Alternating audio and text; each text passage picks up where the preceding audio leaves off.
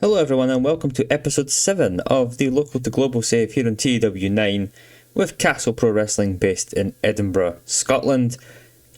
It's a big one tonight. It's a very big one. We have Lunatic Fringe, the first edition of our pretty much major season finale show. Hopefully it's going to be a good one because the economy's not good and the industry's not good, so fingers crossed we can put together a good show. I think I've got a good show booked. It's a slightly longer show. I think it's a 2-hour show. And we're going to try something here. So our tickets are normally very cheap. We have this as cheap. So we have raised the ticket prices ever so slightly. It's still cheap, but they're not very cheap. So hopefully that will bring us some money in. Last month, as you can see, we made $123 or pounds. Apologies if I just interchange those two words all the time.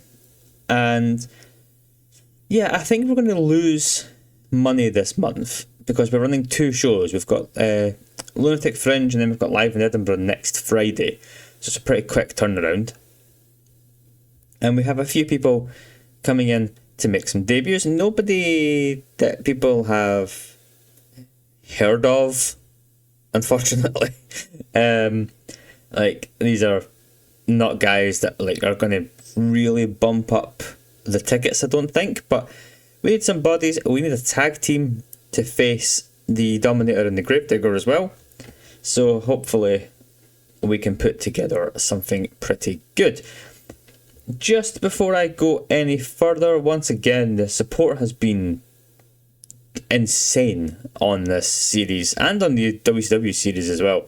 You guys are lunatics in the best way, because I'm recording this on the Wednesday. I have a little bit of time before I go see AEW tonight in Glasgow, so I'm going to try and hammer out. This will be Monday's episode, so episode 7 obviously. So I haven't released episode 6 yet, and I did ask a question at the end of episode 6 about what we should do in the main event. Apologies if people really wanted one thing or another, but I went with my gut and what I felt like we had to do. So again, apologies, but I just had a little bit of time to try and get this done and hopefully get it nice and good. We have upgraded the game to 1.36 as well, so hopefully that will speed things up on the processing, but I'm not holding my breath. And if we have a quick look as well at the industry, it is still falling. It's not good. I mean, 1998, I feel like we're very much pre 9/11. Wasn't the economy pretty good in the late 90s, but whatever. It is what it is. I'm going to go finish booking Lunatic Fringe, and when we return, it's time to find our biggest show in company history. And we are live from a definitely not generic venue. I was going to pick the Corn Exchange. It would have been a quarter full, but it also cost $600. So I was like, I figured I'll leave that. And I really need to get on to sorting the venues out for this save. Even if I have to add my own venues, which I might do at some point. But anyway, 86 people are here in cheap tickets. So we should hopefully make some money here. But it just depends on if our extra worker costs will change that or not. But we opened the show with Andre Baker making his debut, and he defeats Crazy Sexy Mike in 10 minutes with the Frankensteiner. He gets a great rating for his gimmick, and they have great chemistry together as well, so you can't really ask for much better than that for a start to the show. 38 overall. Andre Baker could be a good guy for us going forward. I mean, he's got some skills, plus he can feature as a road agent as well, which is really nice. So it means we don't have to just keep using Wayne Pickford. I think that means the end of Conscience on the roster, I have to say.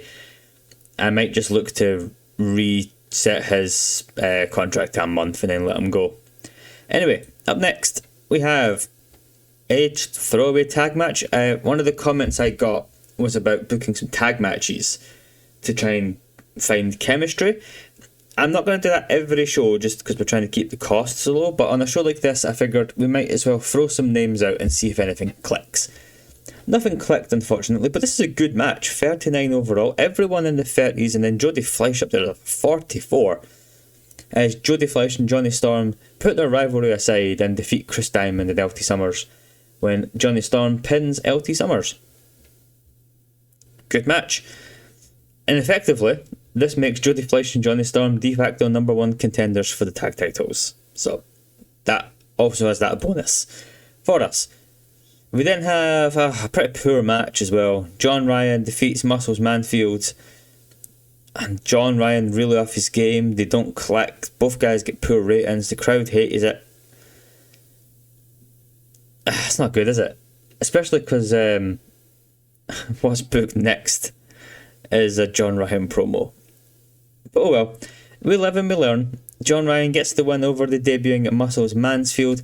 A lot of these guys on the show, like Muscles Mansfield, he won't be here very long. I think I've given him a 3-month contract because he's based in southern England.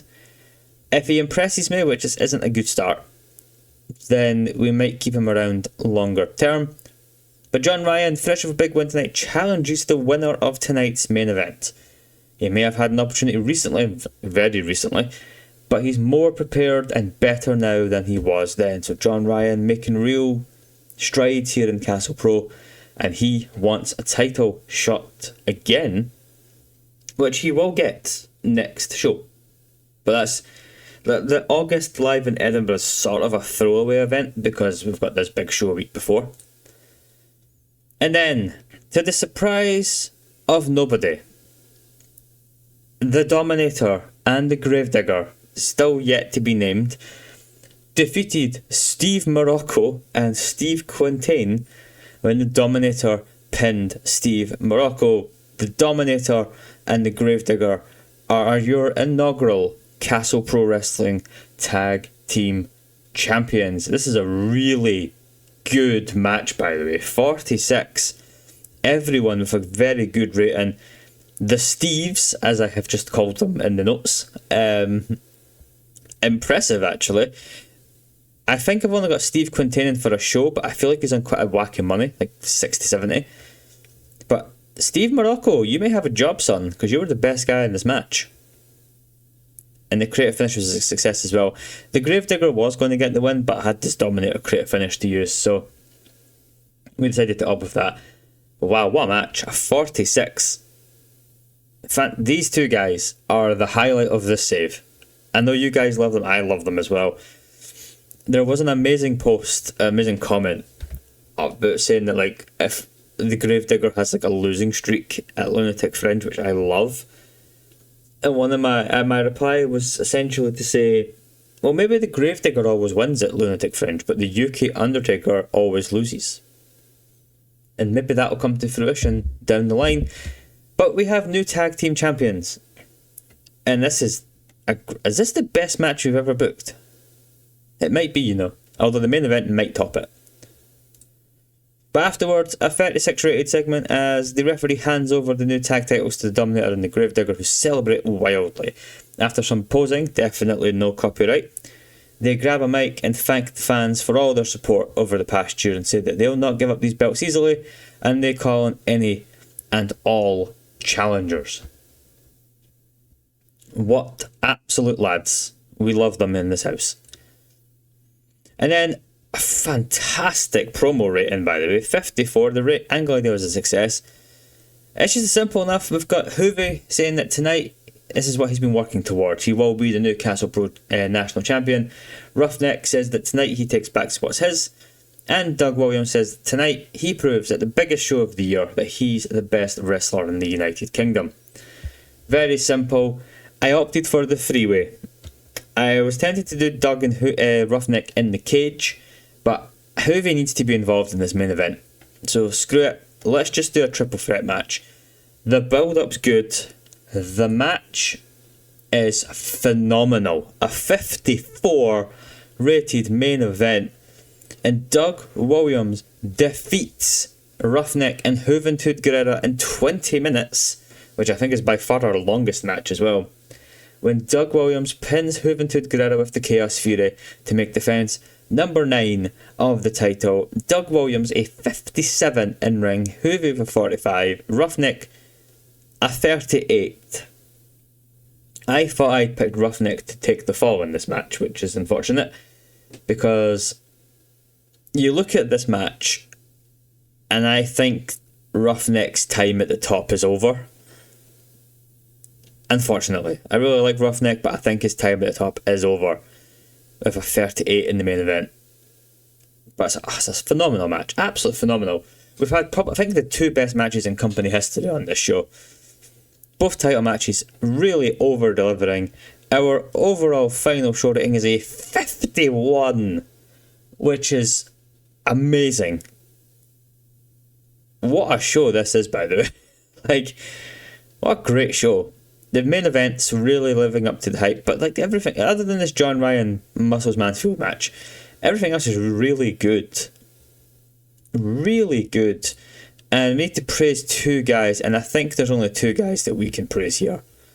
And we're going to give them both a hug, because I love both of these men.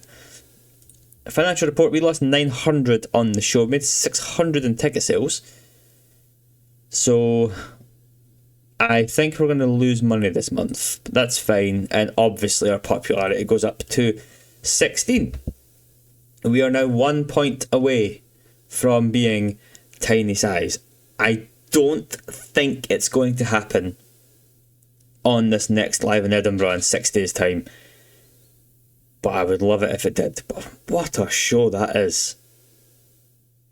I'm actually over the moon with how good that show was. We're going to have a look at the best of, because I think Lunatic Fringe has just wiped the floor with everything. Attendances, money made in terms of ticket sales, obviously.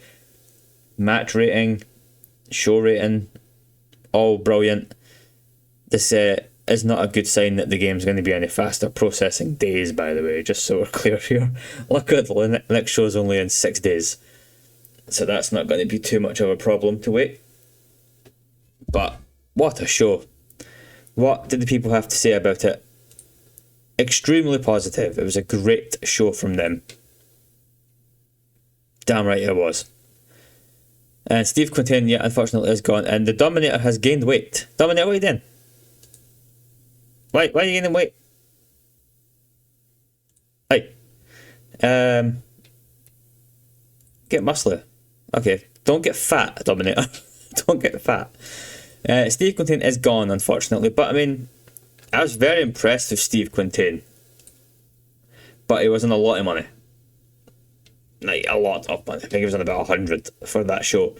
But he's very good. Very, very good. But for now, he will just have to, hang back while we move on. We're 700 in debt. Estimate, we're not going to make any money this month. We're going to lose money, but that's fine. That's part of the save. Lunatic Fringe, by 10 points, our best ever show. And by 3 points, this was our best ever match. And then the main event came in and crushed it with a 54. By 2 people, our best attendance, and that's with more expensive tickets. That's a phenomenal show. Hopefully you guys liked that. I thought that was fantastic. And there we go. I've not put a graphic in yet because I'm too lazy, to be honest. The Dominator and the Gravedigger, your inaugural CPW Tag Team Champions. Doug Williams is closing in on 1 year as the national champion. He's had a fantastic reign. He's up to 30 popularity in Scotland now as well. Roughneck is up to 21. Hoovy. He's actually dropped a point from 28 to 27. And then these 2 lads. Let's look at the Gravedigger. The Gravedigger's only at 12 in Scotland, which is a shame. It's a damn shame.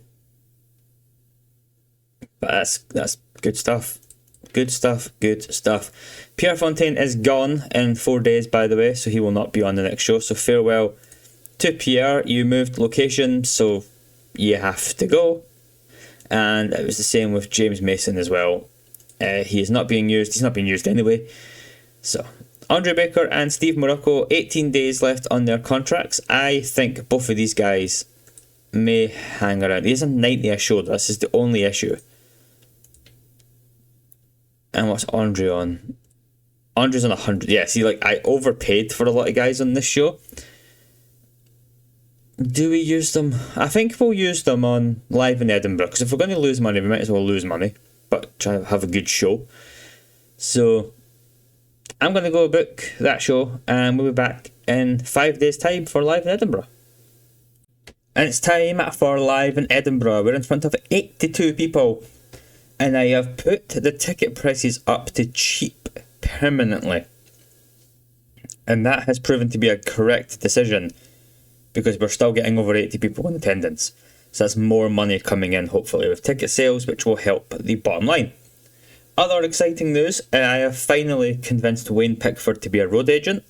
So that now on, after Andre leaves probably at the end of this month, we will have Wayne Pickford as our sole road agent and also an in-ring competitor, but let's be real, we're just going to be a road agent. So that's good, because I'd asked if I should just cheat and edit his information in the editor, but we didn't have to, so that's good. Anyway, the show opens with Roughneck coming down to the ring, and he's dragging Juventud Guerrera with him down, as it seems he's attacked Juve backstage. He then blames Juve for not being the champion again and vows that he will take him out permanently. Tonight was just the beginning, but he's going to make his life a living hell. Now, I spoke about doing a cage match at Lunatic Fringe, and I think this might be the cage match between these two. When, I don't know. I'm wondering about putting on like a Christmas special event, because I'm thinking like how Edinburgh works is a year-round situation, and there's obviously the big Christmas market in Edinburgh at Princess Street Gardens. So I'm wondering if we like do, like, imagine we put a show on in the gardens, you know, like at Christmas time. I think I might do it, and I think the main event might be a steel cage match between Roughneck and Juventud Guerrera. That is months away, but we've actually not got that many shows, so that's fine. I guess a 33 overall. And we then had a little tester match. Steve Morocco defeats Andre Baker.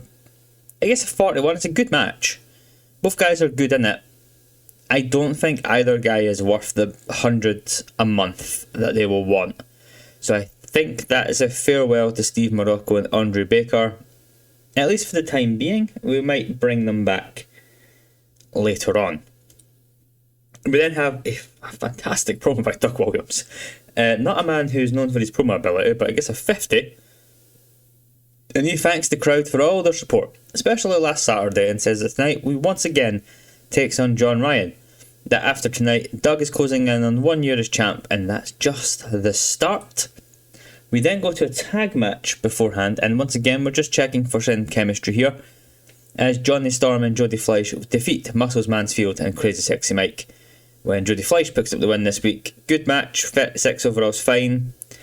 Johnny Storm with a 26 is really disappointing, but it is what it is.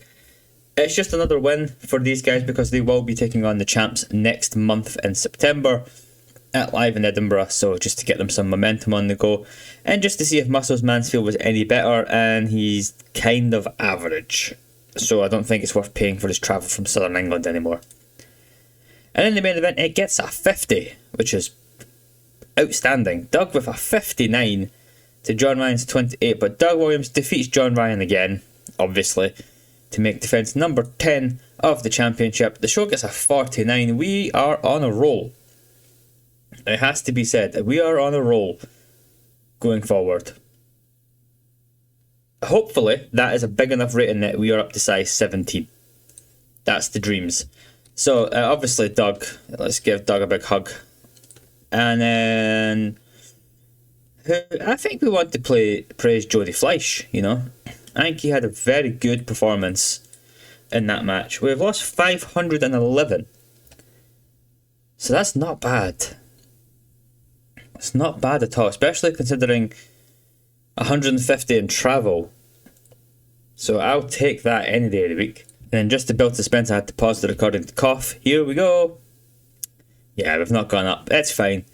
that just means we'll go up in September to tiny size. Now the plan is, it's going to be another slightly shorter episode, this one, because I'm just going to skip to September and do the September show, get us up to tiny size, and then I think that'll wrap up the episode for this one, which means next episode we'll do October, November, and then probably 2 shows in December. We'll make sure that Live in Edinburgh goes on before Lunatic Fringe this time, and before the big show in December, sorry. I think that'll be the plan, and that'll take us to the end of 1998. So by the end of this week, we'll have finished another year of the save, which is very exciting, and we'll have ran another big show. Whether there will be a graphic for that, I don't know. There might not be, I'm not going to lie. Yeah, our performance is abysmal.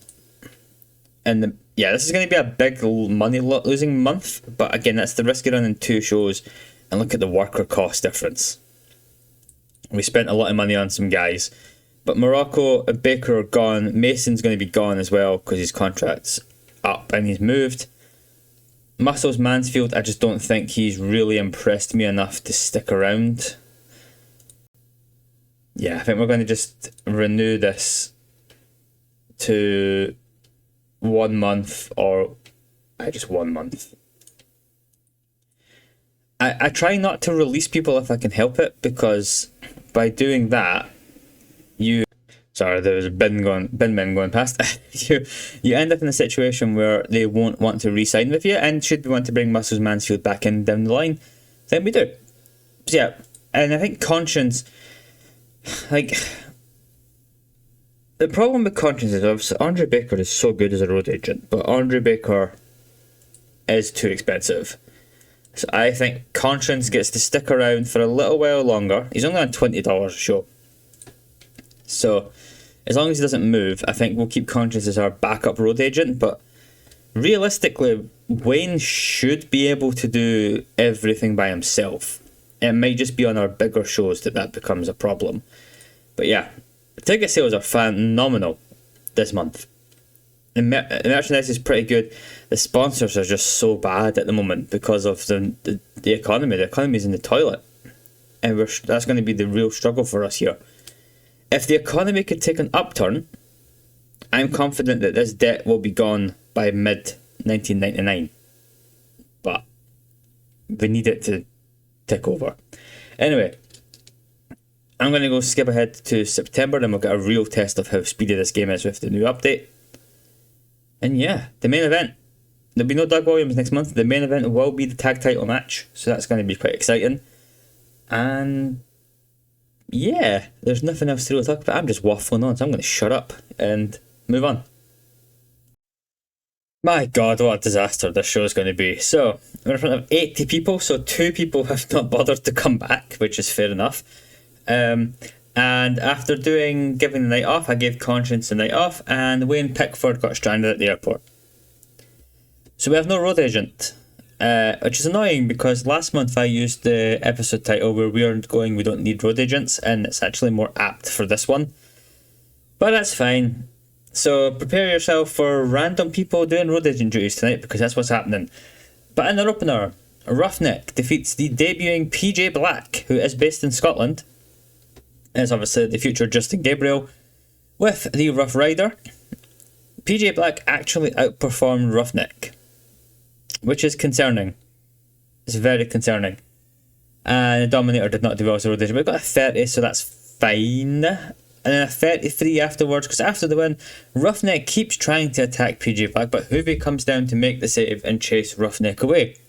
And he tells him he's heard Castle Pro is running a big Christmas show at the Gardens, and guess what? He's spoken to the Booker man, and the match is on. We don't have a stipulation yet, but it's probably going to be a steel cage. And yeah, 33's fine.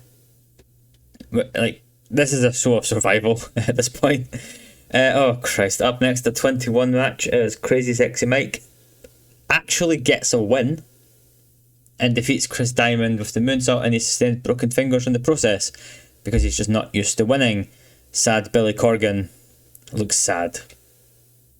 Hoovy was a bad road agent, which is great because I made him the main event road agent. So fantastic.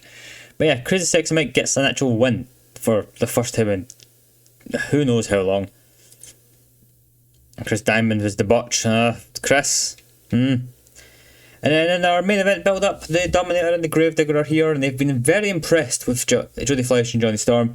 But as they ask the camera to confirm, those guys are small, we're massive.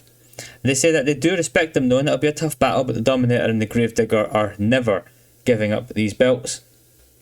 Cue the posing. They've got like cool guy poses. I mean, we could just pretend that the Dominator is basically Kane and they're doing like Kane and Undertaker posing. But, you know. 34. And in the main event, they defend the tag titles against Jodie Fleisch and Johnny Storm.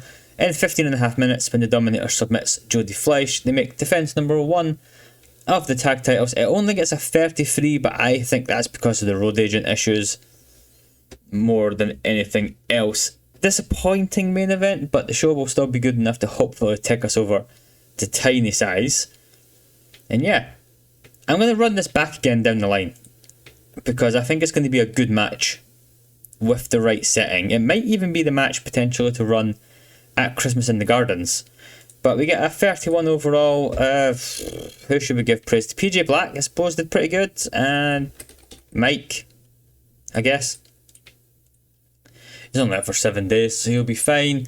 We've only lost 339 on the show. So running the cheap tickets is definitely the way to go. And we haven't gained the popularity size. Oh. Is it because we're running the tickets as cheap? I know, like, the more expensive you make your tickets, the more judgmental the fans are. But that's annoying.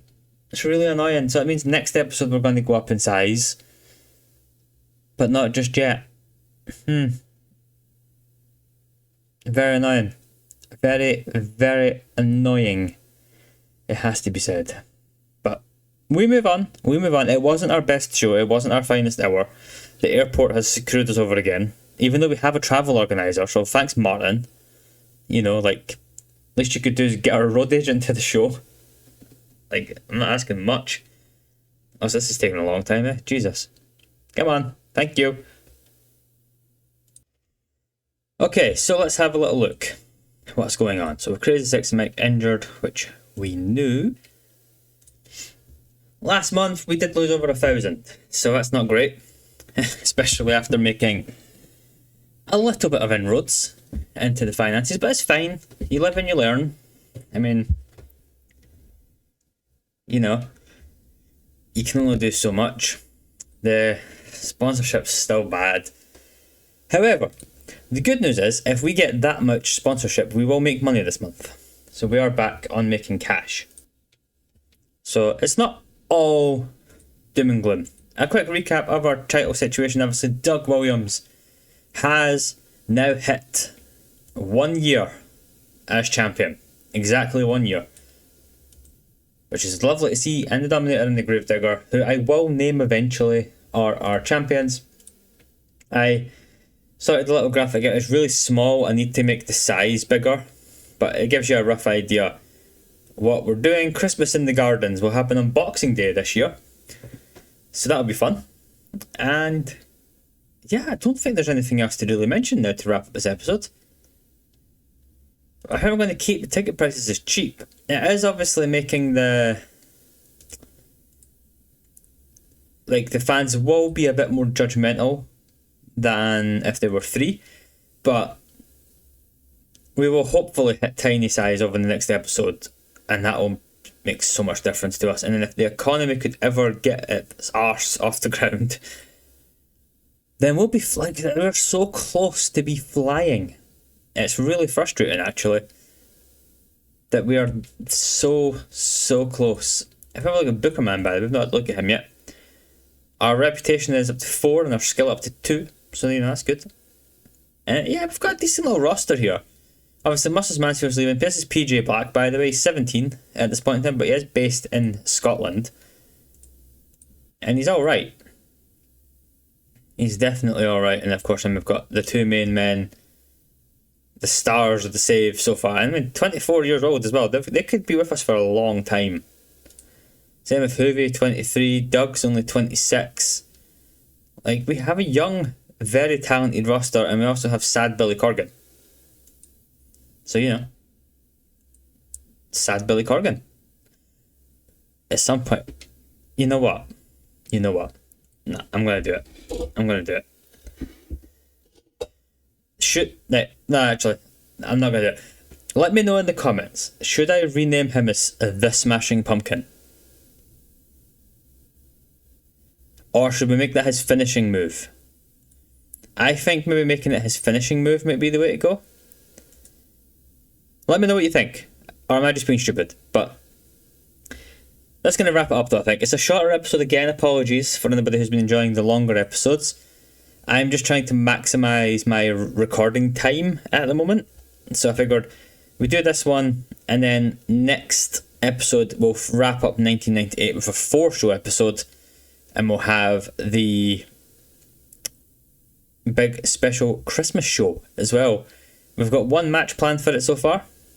It'll be Hoovie, it'll be Roughneck, probably in a cage, and that will be our main event, I think, over the title match, but we'll see how everything pans out over these next few months. I'm going to have a little look and see if there's anybody here. I mean, there's a young Frankie Kazarian, but he's obviously only on tour, so that's not going to happen. But I'm going to keep an eye out on any potential names. Same for Daniels, by the way. And see you in the next episode. So once again, the support has been phenomenal. Genuinely unbelievable. You guys are insane. I love you all. Thanks so much. Drop a like, hit subscribe, all that jazz. And I'll see you guys next episode for the end of 1998 and Christmas in the Gardens. Thanks so much for watching, and goodbye.